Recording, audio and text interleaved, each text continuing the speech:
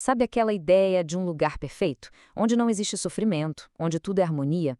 Pois é, a Bíblia fala sobre um lugar assim, e o nome dele é Nova Jerusalém. E olha, essa não é só uma história bonita, é uma das promessas mais detalhadas e cheias de esperança que a gente encontra nas Escrituras. Hoje, vamos mergulhar nessa visão para entender o que ela significa de verdade. Ok, então como vai ser nosso roteiro? A gente vai começar com uma alegoria bem interessante, a de duas mulheres. Depois, vamos ver como essa esperança já aparecia lá na história de Abraão. Em seguida, a gente mergulha de cabeça na visão da cidade em si, na sua arquitetura incrível e como seria a vida lá. E claro, no final a gente conecta tudo isso com o nosso dia a dia. Então vamos lá. Para a gente entender bem o que é a Nova Jerusalém, é legal dar um passo atrás e olhar para uma alegoria que o apóstolo Paulo usa lá em Gálatas. Ele conta a história de duas mulheres, Agar e Sara. E a sacada aqui é que cada uma delas simboliza uma coisa, uma aliança diferente com Deus e, mais do que isso, um tipo diferente de Jerusalém. E olha, a diferença entre as duas é gritante. De um lado, a gente tem Agar. Ela era a serva, né? Então ela representa a aliança antiga, aquela ligada à lei, ao Monte Sinai e a Jerusalém aqui da terra. Já do outro lado tem a Sara, a mulher livre. Ela é o símbolo da liberdade que vem da promessa, da nova aliança e representa a Jerusalém que vem do alto, a celestial. Fica bem claro esse contraste, né? O terreno contra o que é celestial. Mas essa ideia de uma cidade celestial não é novidade, não começou com Paulo. Muito antes, séculos antes, o próprio Abraão já tinha essa esperança no coração. A fé dele, a gente vai ver, não estava focada na terra que ele estava pisando, mas numa cidade muito mais sólida, uma cidade eterna que o próprio Deus estava projetando. Pensa só que interessante. Mesmo depois que ele finalmente chegou na Terra Prometida, Abraão se via como um forasteiro, sabe? Um peregrino. Mas por quê? Porque o foco dele era outro. Os olhos dele estavam em um destino final, uma pátria muito superior, aquela cidade celestial da qual Deus mesmo era o arquiteto. Beleza. Agora a gente dá um salto no tempo e vai lá para o livro de Apocalipse. É aqui que o apóstolo João finalmente vê essa cidade. Aquilo que Abraão esperava só pela fé, João teve o privilégio de ver com os próprios olhos, em uma visão, e foi algo espetacular. E a primeira coisa que chama a atenção na visão de João é que essa cidade não surge da terra. Não, ela desce do céu. E a imagem que ele usa é linda. A cidade está preparada como uma noiva, toda enfeitada para encontrar seu noivo.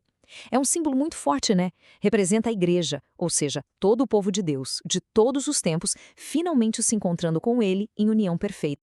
E é aqui que a coisa fica impressionante. Os detalhes da arquitetura da cidade são descritos com uma precisão de cair o queixo. E pode ter certeza, nada ali é por acaso. Cada pedacinho daquela construção tem um simbolismo, um significado muito profundo. Para começar, vamos falar do tamanho. É algo monumental. A cidade é um cubo perfeito de 12.000 estádios. Para a gente ter uma ideia, isso dá mais ou menos 2.200 quilômetros de lado e também de altura. É uma escala que a gente nem consegue imaginar direito.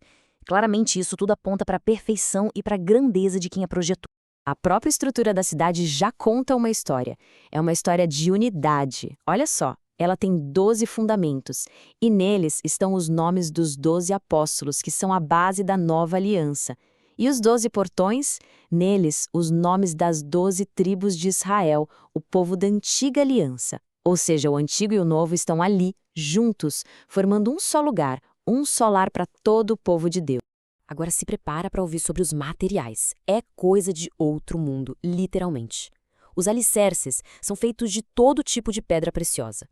Cada um dos 12 portões é feito de uma única pérola gigante. Imagina isso! A praça principal é de ouro puro, tão puro que parece um vidro transparente. E talvez o mais incrível de tudo, não precisa de sol, não precisa de lua. Por quê?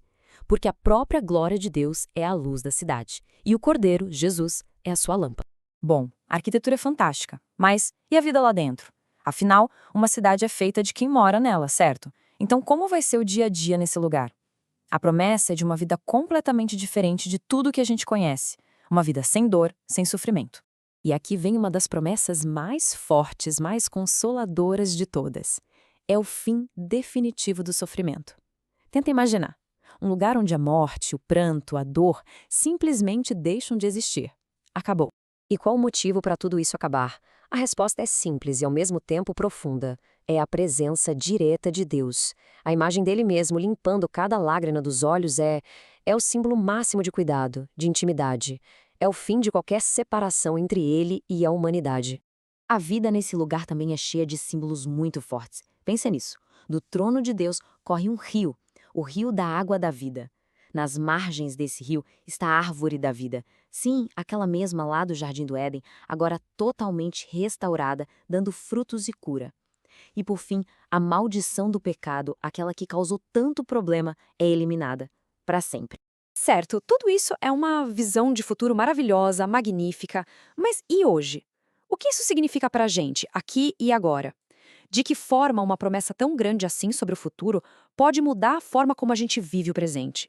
No fundo, a Nova Jerusalém é a esperança de um lar definitivo. É a certeza de que, apesar de todo o caos que a gente vê no mundo, a história não está perdida. Ela tem um destino, e esse destino é a realização completa do plano de Deus. Uma pátria perfeita, celestial, que dura para sempre. Isso tudo nos leva a uma pergunta para a gente pensar. Se o destino final é um lugar de paz, de beleza, de comunhão perfeita com Deus, como é que ter essa certeza pode transformar a nossa vida hoje?